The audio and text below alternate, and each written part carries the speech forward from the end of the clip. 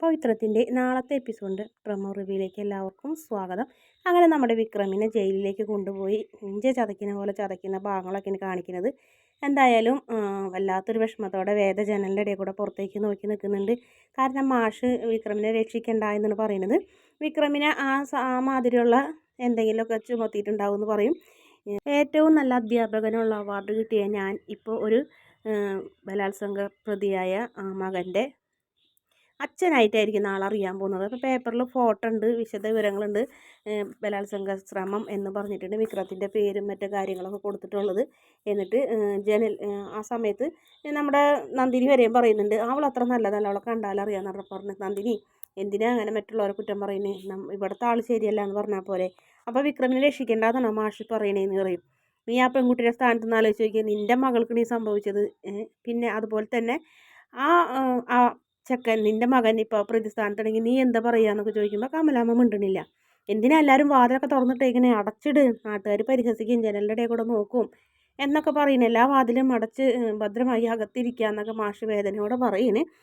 വിക്രത്തിനെ രക്ഷിക്കാനും പോണ്ട, ദൈവം തെളിയിക്കട്ടെ എന്നാണ് പറയുന്നത്.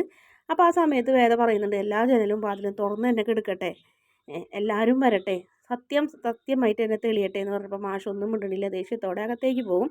അങ്ങനെ വിഷമത്തോടെ നിൽക്കുന്ന വേദയെ കാണിക്കുന്നത്.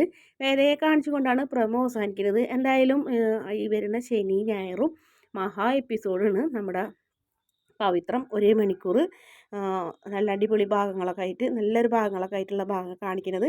എന്തായാലും വേദ പിറ്റേ ദിവസം നമ്മുടെ വിക്രമിനെ രക്ഷിക്കാൻ വേണ്ടി പല സ്ഥലങ്ങളിലും പോകുന്നുണ്ട്, കയറി ഇറങ്ങുന്നുണ്ട്, ഉദ്യോഗസ്ഥന്മാരെയൊക്കെ കാണുന്നുണ്ട്, അവർക്ക് വേണ്ട തെളിവുകളും മറ്റുള്ള കാര്യങ്ങളൊക്കെ വേദ കൈമാറുന്നുണ്ട്.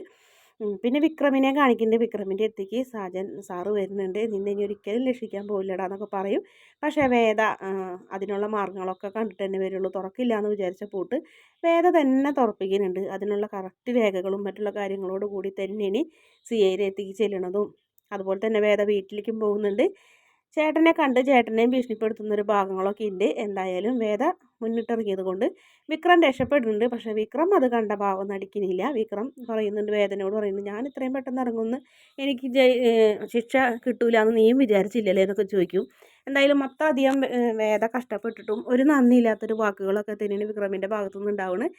വിക്രമിനെ അപ്പം അമ്മയും വീട്ടുകാരൊക്കെ കുറ്റപ്പെടുത്തുന്നൊരു ഭാഗം കൂടി ഈ മെഗാ എപ്പിസോഡിൽ കാണിക്കുന്നുണ്ട്. പിന്നീട് വേദ പല സ്ഥലങ്ങളിലും കയറി ചെല്ലുന്നുണ്ട്, ജോലിയുടെ കാര്യത്തിനായാലും അതുപോലെ തന്നെ വിക്രമിനെ ഈ കേസിൽ നിന്ന് ഊരാനായിട്ടും.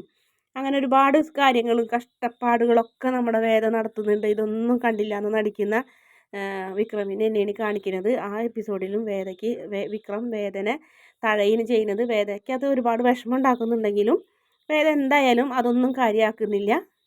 എന്തായാലും എല്ലാ തെളിവുകളോടും കൂടി വിക്രം രക്ഷപ്പെടുന്നൊരു ഭാഗമാണ് നമ്മുടെ മഹാ എപ്പിസോഡിൽ.